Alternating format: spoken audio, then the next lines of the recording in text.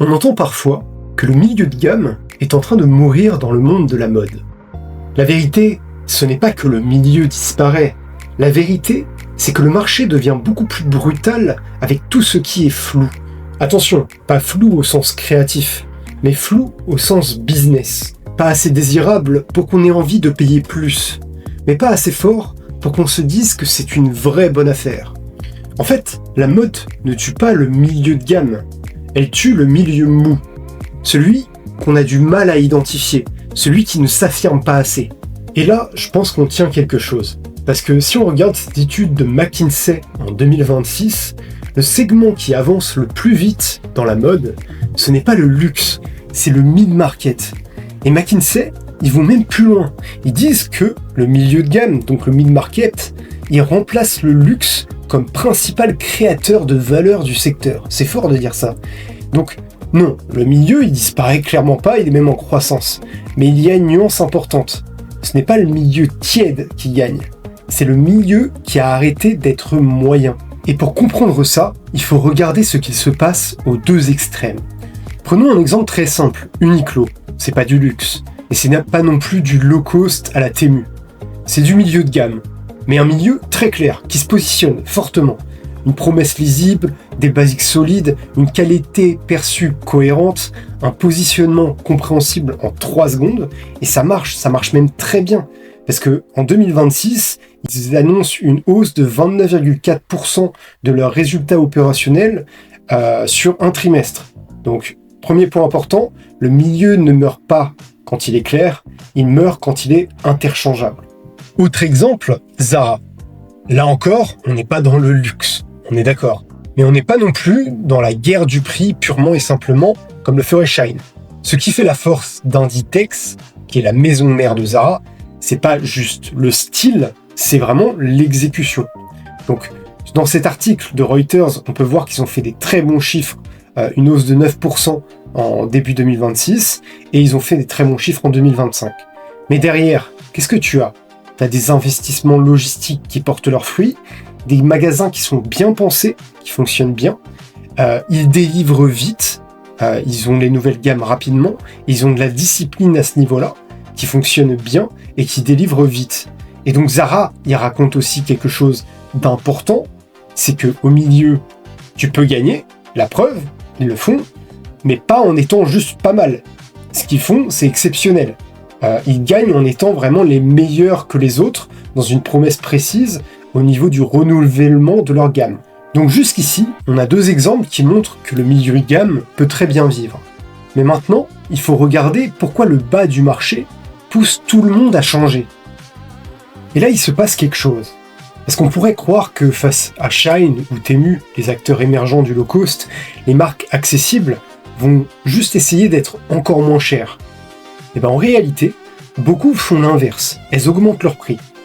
Dans cette étude de Boff et McKinsey, ils expliquent que des marques de ce type-là, comme Bershka ou H&M, ont réduit la part de leurs articles les moins chers entre 2023 et 2025, ce qui correspond à la date où ces acteurs comme Temu et Shein ont émergé.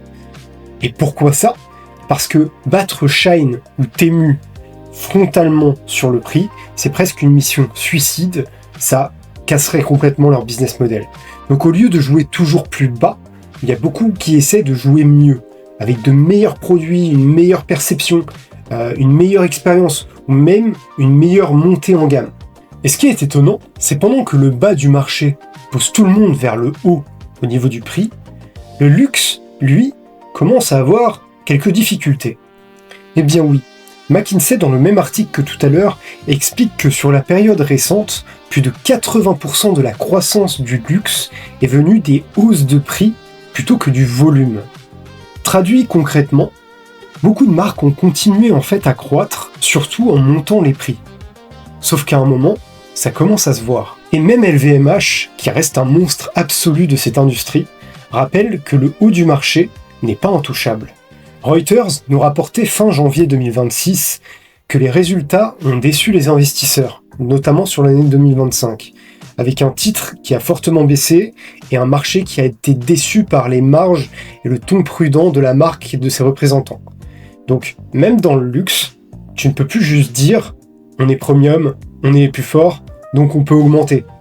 Il faut que le désir, la qualité, la créativité, l'aura suivent vraiment au niveau de la marque. Et ça, c'est fondamental pour comprendre le moment. Le vrai changement, je pense qu'il est là. Le marché ne juge plus seulement le niveau du prix, il juge la justification de ce prix. En bas, il faut justifier ton prix par l'accessibilité, la praticité, la valeur. Au milieu, il faut justifier ton prix par une proposition claire.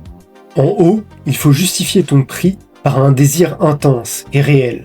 Et si tu ne sais pas expliquer pourquoi tu vaux ce que tu coûtes, ça devient beaucoup plus dur à vendre. Et ça, honnêtement, ce n'est peut-être pas juste une histoire de mode, notamment dans l'alimentaire. Reuters nous montrait déjà en 2024, via cet article, que des groupes comme Nestlé et Danone voyaient la demande se déplacer, soit vers le premium, soit vers le budget, et avec moins d'intérêt pour tout ce qui est au milieu de la gamme, surtout dans les marchés développés, comme l'Europe ou les États-Unis. Et Danone disait même que le segment du milieu était quasi mort. Donc, la mode, ce n'est peut-être pas un cas isolé, c'est peut-être juste l'endroit où on le voit un peu plus clairement, où il y a un phénomène peut-être un peu plus large. Le marché, il devient moins tolérant avec tout ce qui n'a pas d'identité nette. Donc on soit clair, le milieu de gamme n'est pas mort et il a encore de beaux jours devant lui. En revanche, le marché devient impitoyable pour tous ceux qui ne savent pas expliquer pourquoi ils sont là, pourquoi ils coûtent autant. Et ça oblige toutes les marques à faire des choix forts. Soit être une vraie bonne affaire, ou être une vraie bonne raison de payer plus. Mais le compromis flou, lui, devient de plus en plus compliqué à vendre. Au fond, la mode ne tue pas le milieu de gamme. Elle tue le milieu sans colonne vertébrale. J'espère que tu as apprécié cette vidéo. Abonne-toi, dis-moi ce que t'en penses dans les commentaires, et mets un petit like pour le référencement. À bientôt.